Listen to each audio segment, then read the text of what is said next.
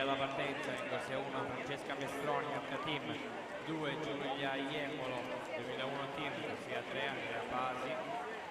Forum Giulì Nuoto, 4 Giuliana Pesci Acquapolis, 5 Sofia Di Gianmatteo Daris Nuoto, 6 Asia Zonda Nuoto Rosà, 7 Serena Artuso Acquapolis, alla 8 Lucia Ciraulo Città Sport Vicenza.